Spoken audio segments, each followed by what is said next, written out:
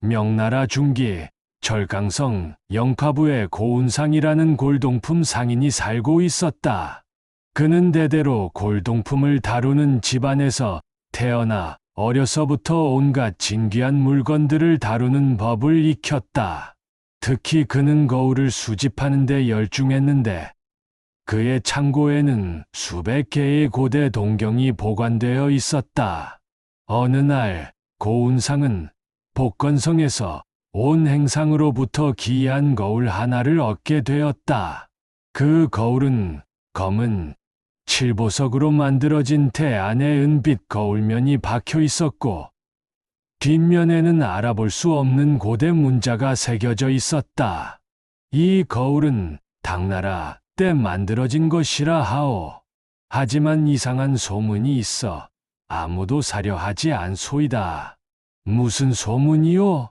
이 거울을 가진 사람은 모두 불행해진다고 하오. 그래서 헐값에 드리는 것이오. 고운상은 미신을 믿지 않았다. 그는 거울의 정교한 세공에 감탄하며 기꺼이 사들였다. 집으로 돌아온 고운상은 거울을 자세히 살펴보았다.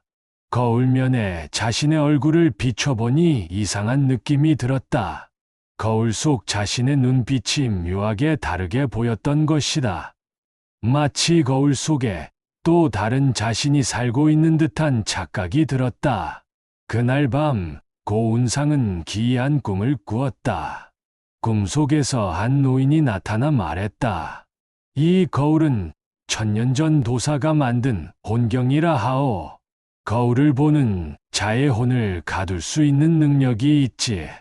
그대가 원하는 자를 이 거울에 비추고 주문을 외우면 그의 혼은 영원히 거울 속에 갇히게 되어 노인은 주문을 가르쳐 주고는 사라졌다. 고운상이 잠에서 깨어났을 때 신기하게도 그 주문이 또렷이 기억났다. 설마 꿈이 현실이 되겠는가? 고운상은 웃으며 일어났다.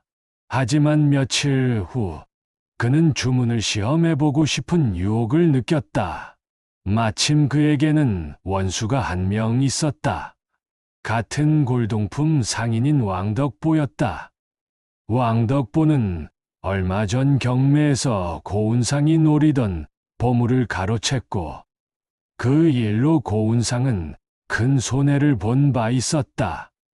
고운상은 왕덕보를 자신의 가게로 초대했다. 왕형, 좋은 물건이 들어왔으니 함께 보시지요. 왕덕보가 가게에 들어오자 고운상은 그를 거울 앞으로 안내했다. 이 거울 좀 보시오.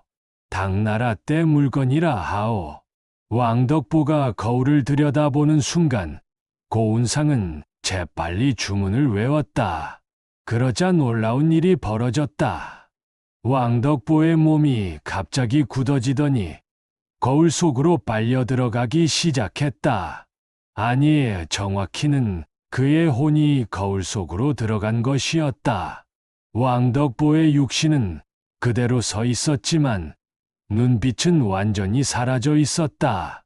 그는 허수아비처럼 멍하니 서 있을 뿐이었다. 고운상은 경악했지만 동시에 짜릿한 쾌감을 느꼈다. 거울을 들여다보니 그 안에 왕덕보가 갇혀 있었다.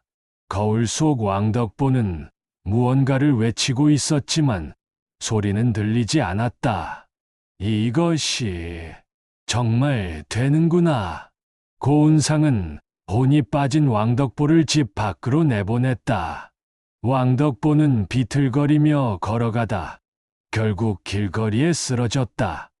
사람들이 그를 발견했지만 그는 이미 식물인간처럼 아무런 반응이 없었다. 며칠 후 왕덕보는 그대로 숨을 거두었다. 고운상은 이 일로 거울의 힘을 확신하게 되었다. 그리고 점점 더 대담해졌다. 자신을 방해하는 사람, 시기하는 사람, 빚을 갚지 않는 사람. 고운상은 하나씩 그들을 거울 속에 가두기 시작했다. 신기한 것은 거울 속에 사람이 많이 갇힐수록 고운상의 사업은 번창했다는 점이었다. 마치 거울 속 혼백들의 기운을 빼앗아 자신의 운을 높이는 것 같았다. 3년이 지나자 거울 속에는 27명의 혼백이 갇혀 있었다. 고운상은 밤마다 거울을 꺼내 그들을 바라보며 술을 마셨다. 너희들은 모두 내 덕분에 영생을 얻었다. 감사할 줄 알아야지. 하지만 어느 날부터 이상한 일이 벌어지기 시작했다. 거울 속 사람들의 모습이 점점 흐려지더니 그들 사이에서 붉은 안개 같은 것이 피어오르기 시작했다. 그리고 밤이 되면 거울에서 희미한 울음소리가 들려왔다. 처음엔 무시했지만 날이 갈수록 소리는 커졌다. 어느 날 밤 고운상은 소리에 잠을 깰 수 없어 거울을 천으로 덮어두었다. 하지만 소리는 멈추지 않았다. 우리를 놓아주시오. 우리를 풀어주시오. 고운상은 귀를 막고 잠을 청했지만 이번엔 악몽이 시작되었다. 꿈속에서 27명의 사람들이 거울에서 기어나와 그를 에워쌌다. 그들의 얼굴은 창백했고 눈에서는 핏물이 흘렀다. 한 달이 지나자 고운상은 극도로 쇠약해졌다. 잠을 잘 수 없었고 밥맛도 없었다. 거울을 치워버리려 했지만 이상하게도 거울은 아무리 멀리 버려도 다음 날이면 다시 그의 방으로 돌아와 있었다. 어느 날 밤 고운상은 더 이상 참을 수 없어 거울을 망치로 깨뜨리려 했다. 하지만 망치가 거울에 닿는 순간 강한 힘에 튕겨나가 벽에 부딪혔다. 고운상은 피를 토하며 쓰러졌다. 그때 거울에서 빛이 뿜어져 나왔다.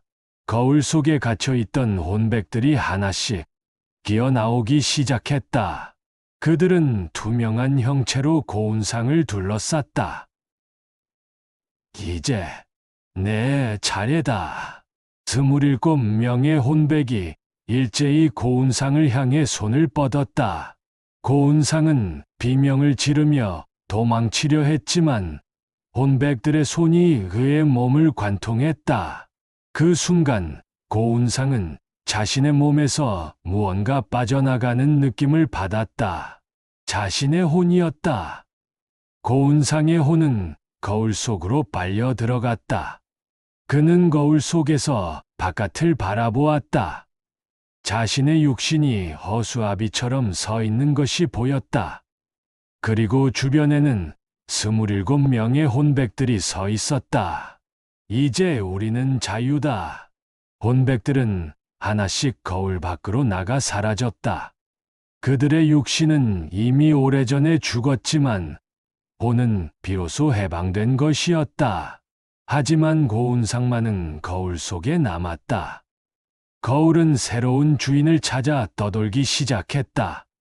다음 날 아침, 사람들이 고운상의 가게를 찾았을 때 그는 의자에 앉아 멍하니 거울을 바라보고 있었다.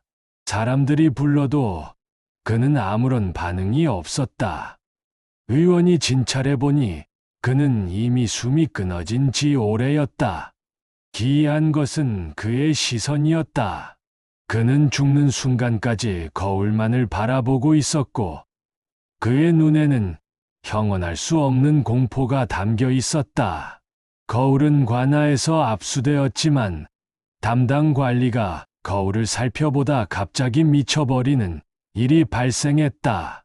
결국 거울은 절의 스님들에게 넘겨져 땅 깊숙이 묻혔다.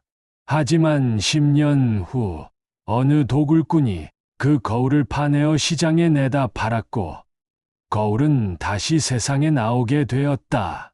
그리고 거울을 산 사람은 얼마 지나지 않아 죽었고 거울은 또다시 주인을 바꾸어 갔다. 이 이야기는 명나라 영파 지역에서 전해 내려오는 것으로 욕심을 부려 남의 혼을 빼앗으려 한 자는 결국 자신의 혼마저 잃게 된다는 교훈을 담고 있다. 지금도 어디선가 그 거울이 떠돌아다니며 새로운 희생자를 기다리고 있다는 소문이 있다. 만약 당신이 골동품 시장에서 검은 칠보석 태의 은빛 거울면이 박힌 거울을 발견한다면 절대로 그것을 사지 말고 그 자리를 떠나야 할 것이다.